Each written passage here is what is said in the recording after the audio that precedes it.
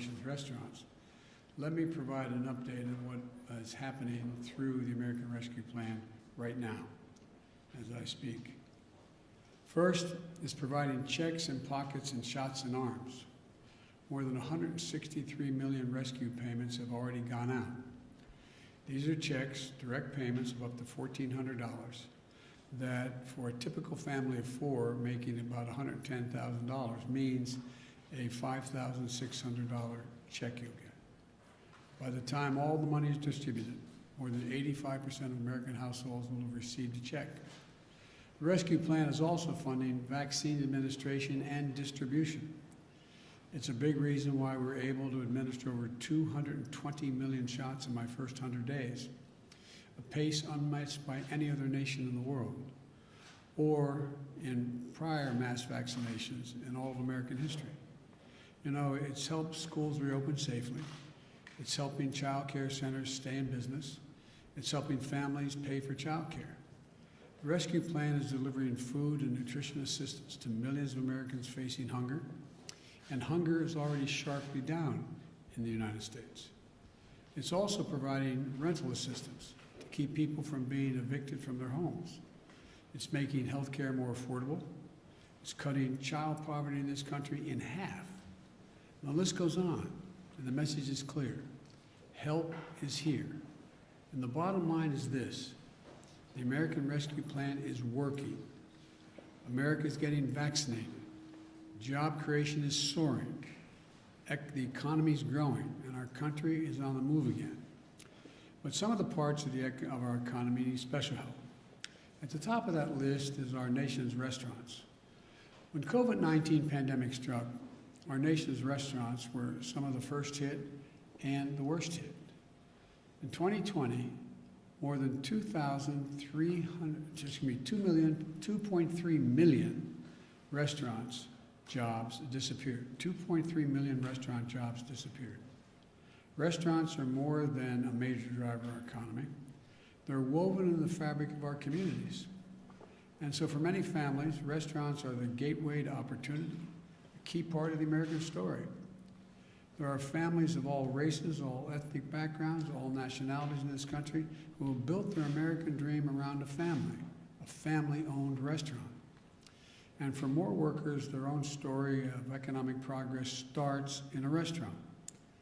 In the restaurant I just visited, and Rogelio Martinez, who immigrated to this country 17 years ago, started working as a meat packer. Now he is the restaurant's lead butcher and one of its owners. For nearly 1 in 3 Americans, this is hard to believe, but for 1 in 3 Americans, a restaurant provided their first job. More than half of all Americans have worked in a restaurant at some point in their lives. Before the pandemic, restaurants and bars employed 12% of all the workers in our country. This is an industry that provided more opportunity for minority managers than any other industry in America. This is an industry where the staff feels like family and often is family. When the pandemic hit, restaurant owners and operators were resilient, creative, and generous. Almost overnight, restaurants put in place safety measures to protect their employees and to protect us. They stepped up to feed our frontline workers. They changed their menus. They transitioned to takeout and delivery so they could be serving people who depended on them. But even with the changes, many had to furlough or lay off workers or close entirely. The restaurant I visited today went from 55 employees to just 7 before it started to bounce back.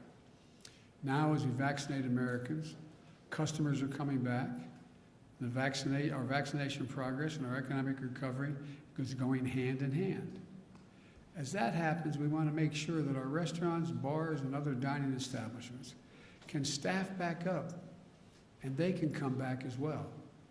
Right now, only about a quarter of the restaurant owners expect to return to normal operations in the next 6 months.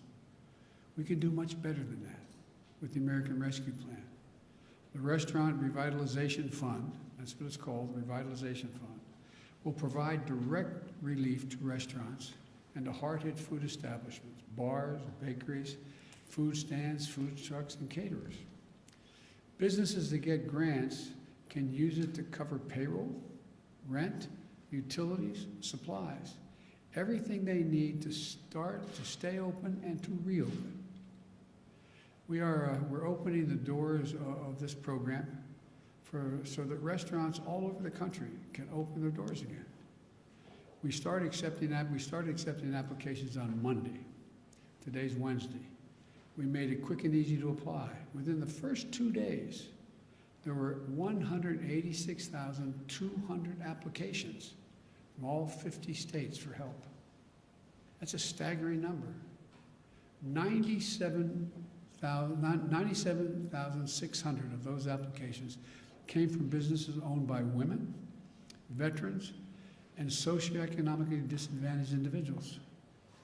Now the applications, all have been processed yet. But right now it looks like we'll be able to provide help to about 100,000 restaurants and other eligible businesses. When we passed the American Rescue Plan, we did that. Some people said it wasn't needed. Well, this response proves them wrong. It's badly needed. About a year ago, when the first round of the Paycheck Protection Program opened up, a lot of the smallest firms saw the doors shut in their face. The law was written so that as we process these applications, the new one, we focus first on those who were left behind by the other relief programs. And to make sure the relief is distributed fairly, we also set aside funds for the smallest restaurants, bars, food trucks, and many family-owned restaurants that haven't gotten any help to date, and they need it. That way, they don't have to compete above their weight class for these grants. 61,000, sorry for all the numbers, but they're important. 61,700 applications have come from the smaller bars and restaurants already. And I want to thank the Small Business Administrator, Isabel Guzman, for the work that she and her team are doing to make sure we get help quickly and fairly to the businesses that need it the most. As I said, I've spoken to dozens of restaurant owners about the challenges they face. But I've also received letters from people who want to tell me about the restaurant owners in their communities. I received one letter from a man who asked me to look out for a pair of local restaurant owners who he described as, quote, the hardest working people I've ever met, end of quote. Another letter was from a woman who wanted to tell me about how important the couple that ran the restaurant in her town near her was. She said they are, quote, the strong, consistent foundation of our community, end of quote. Whether it's our economy or our sense of community, we're relying on restaurants to play a big role in our recovery. If we want our economy to recover in a way that deals everyone in, then our restaurants need a seat at the table, no pun intended. That's what we're giving them. That's what this program is about, a seat at the table. This is another example of how we're putting the American Rescue Plan to work quickly and effectively and showing the American people that their government can deliver for them again and do it without waste. That we can vaccinate this nation, that we can get our kids safely back in school, that we can get our economy back on track by helping hundreds of thousands of small businesses reopen and stay open, that we can give the people of this nation a fighting chance again. That's what this is all about. God bless you all, and may God protect our troops. Thank you. Mr. President Biden, are you going to back a waiver of the at the WTO? Are you going to back that? Is the U.S. government? Yes, I'm talking about that later today. Yes. President Biden, you said earlier you don't understand Republicans. What does it say about them if they oust Liz Cheney from leadership for telling the truth about the election? Look,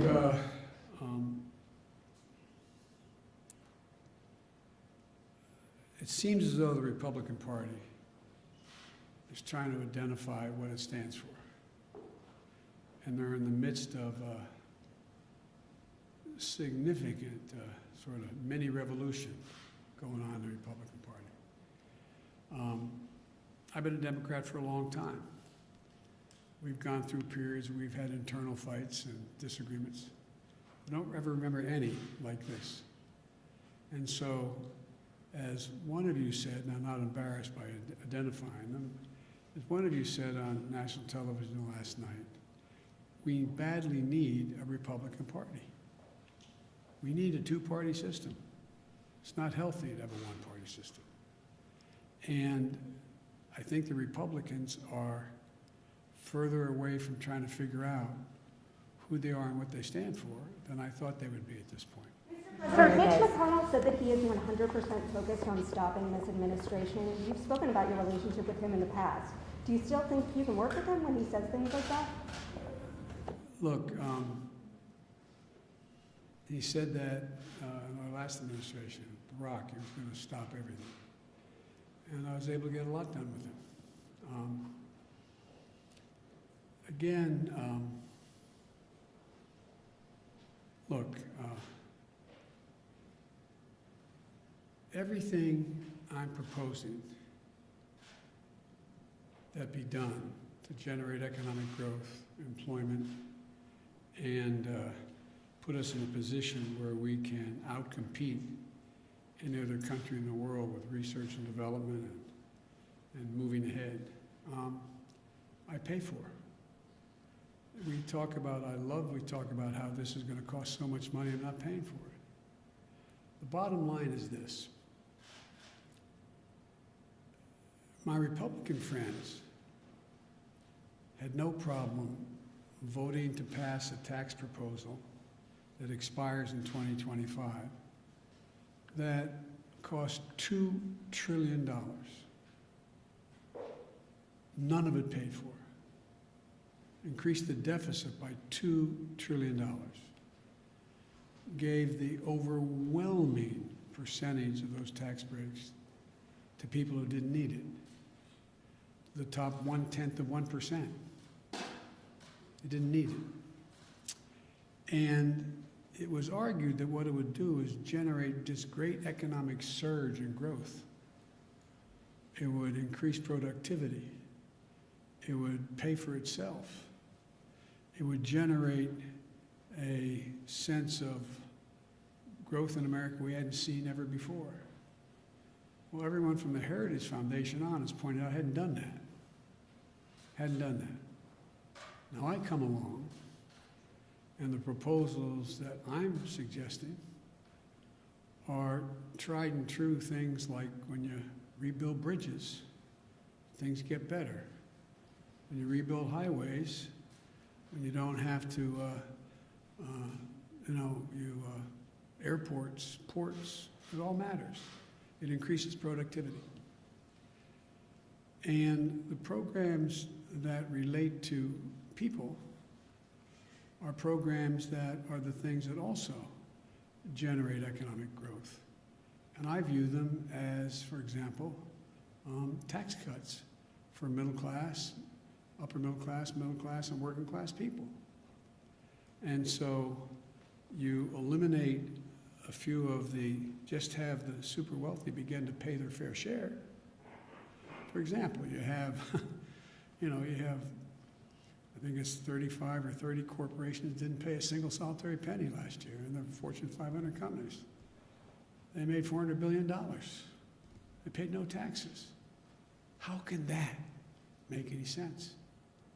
Especially since these corporations, and I come from the corporate capital of the world, more corporations are incorporated in my state than all the rest of the country combined. If you notice, corporations aren't investing any money in research and development. Somewhere, what's most of it going to? Buying back their own stock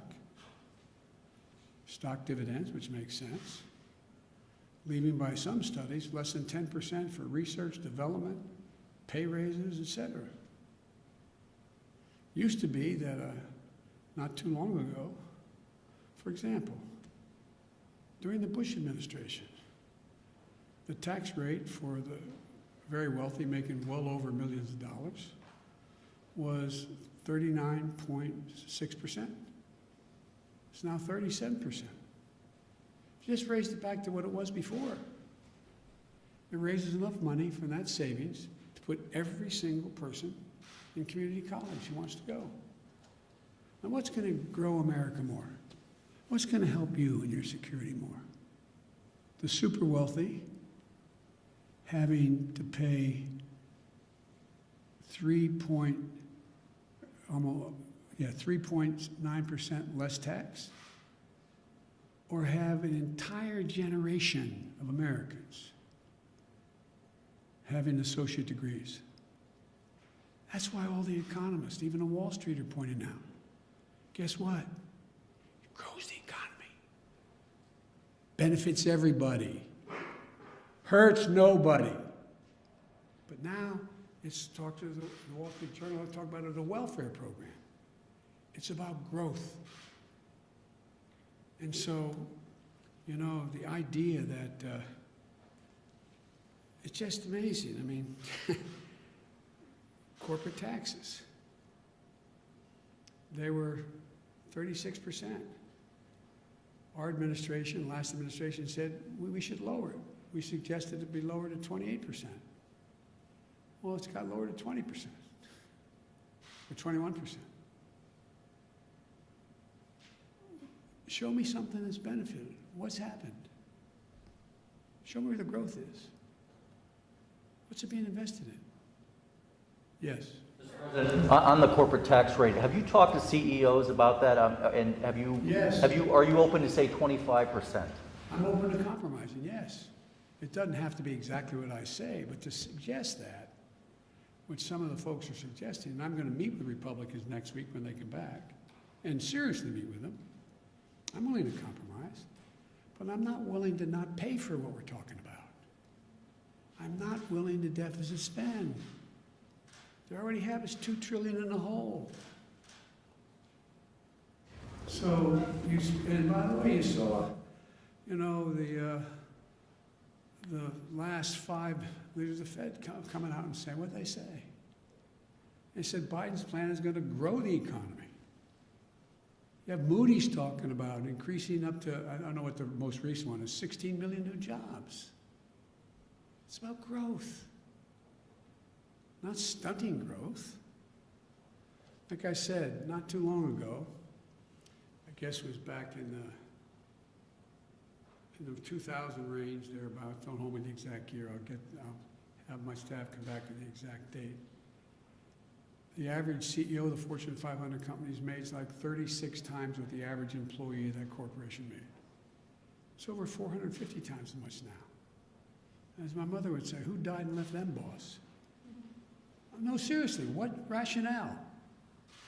Tell me what benefit flows from that. We're not going to deprive any of these executives of their second or third home. Travel privately by jet. It's not going to affect their standard of living at all. Not a little tiny bit. But I can affect the standard of living that people I grew up with. If they have a job, I can make sure the standard of living of people I grew up with, if they have child care, can afford it, so 20 million women can be back in the workforce. This is just makes no sense to me. But I'm going to have to be able to explain this, and I'm going to keep banging at it. I think I'm not being solicitous, and I'm not trying to ruin your reputation. I think most of you understand what I'm saying. Whether you agree with me or not, I think you understand what I'm saying. It's fair to say this is about making the average multimillionaire pay just a fair share. It's not going to affect their standard of living a little bit. Thank you all very much. The interest rates. Thank you guys.